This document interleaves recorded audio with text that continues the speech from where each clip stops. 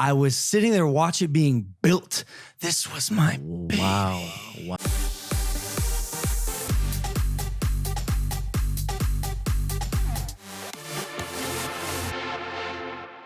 So I bought a 2018 Lamborghini Huracan Performante. I'd previously owned a Huracan and really enjoyed tracking in my Porsche GT3 RS, so I thought adding a Huracan that's the track spec of the Performante would be a great addition. Through my searches, the Performante market was kind of weird in where they held their values, but I ultimately found a car that was a good spec and was able to work out a good deal on it. It came from out California, came in a little bit higher miles at 26,000 miles, but it was a certified pre-owned. It ended up being worth it to me because I knew I wasn't going to put a ton of miles, a good price, and having that CPO was fine for me. So I get this car, start going on rallies, going some Corsa rallies, take it to the mountains, take it to the tracks, all that. Loved it. Amazing car. A lot better performing than I ever anticipated. But in the process of this, I got a message one day that was like, you know that car that you had is Austin McBroom's. And I was like, I'm sure he had an orange Lamborghini, so cool. We had matching cars, whatever. So I go to his Instagram and check, and he had done all the flexing pictures, sitting on the hood and had the full Gucci outfits on, flexing on the car. And I was like, you know what?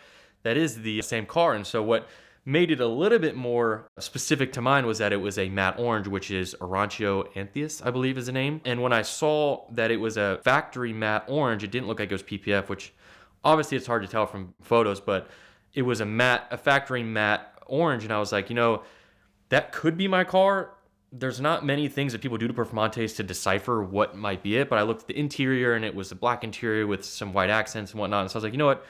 Kind of cool. Maybe it could be my car. And so I start looking a little bit deeper into it. And so I pull up the Carfax and kind of take it back to the original owner. And so the original owner, I can't remember if he was the first or the second, but it said in a specific part of California, I think it was Calabasas, California, where ultimately that's where Austin McBroom lives. And so I started to look a little bit deeper, and I find that in photos and videos, because he made actually a video of when he got the car, that it had the exact same spec. While there's a lot of Performantes made, it is still somewhat of a limited production car in that it would be somewhat odd if it was the same car producing the exact same spec. And so I did a little more digging. I found the Carfaxes and I started looking at timelines and ultimately found where he purchased the car, which I believe was O'Gara in California, which is actually where I ultimately purchased the car from. So I go look at the Carfax, and they did a video of going to O'Gara to purchase the car and did a whole, bought the car for my husband. I think his wife bought it for him for the video. I don't know if they planned it or whatever for the video, but ultimately I saw that they bought it from O'Gara. Carfax lines up, exact same date as O'Gara. And I was like, you know what? It's actually pretty cool that it's Austin McBroom's car. I was able to find video clips and confirm that it was his actual car, do the VIN and everything. But what makes the story a little bit more interesting is that as I was looking for clips of this car and looking clips of him talking about it, I found a clip of him talking about how he, quote unquote, stole this car from Logan Paul. I don't know if he said stole, but him and Logan were talking on a podcast. It was on Logan's podcast, Impulsive, about how Austin McBroom's Lamborghini that he bought actually was his.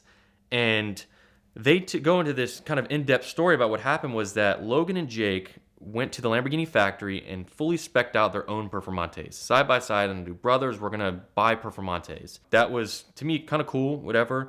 And so they got built and everything, but in the process, they went to the Lamborghini factory. Somewhere, Jake tells a story and Logan tells a story that somewhere in there, when they went to the factory, Logan was disrespected by somebody in there. I don't know if it was they didn't want him filming. And this was an era of Logan Paul that's different than now, where he was a lot louder and making these daily vlogs. And, I don't know if they wanted that in their factory. And so Logan got upset, and he got upset to the point where he decided to cancel purchasing this car after it was already spec'd, I think, being delivered to O'Gara. Built it 6 months prior to its release. Right. Flew to Italy with my brother to see it being made in the Lamborghini factory. Customized everything. I know everything about this car. I ended up not buying it because they were being kind of a-holes at the Lamborghini factory. How so? How are they? When we got there, they told us before we got there that we could film. When we got there, they told us we couldn't. It was a super, Jake and I face this all the time. It's people feel a sense of power, want to control. I didn't like the energy. What ended up happening was Jake's Performante, Logan's Performante, get delivered. And Logan was excited. He was watching, waiting for it to come into port and all this stuff. They're all excited for the cars to come in. And I guess while they were on the way, I don't know exactly where in the timeline it happened, Logan decides to cancel that order. And Jake gets his car, delivers it, takes his car.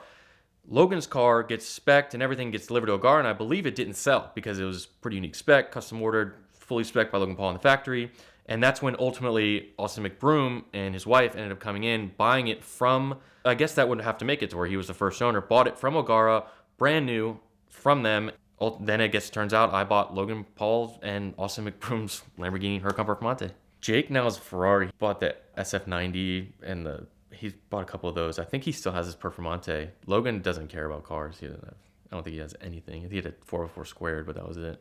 I've met Logan in person a couple of times, but before I bought it, so conversation never really came up.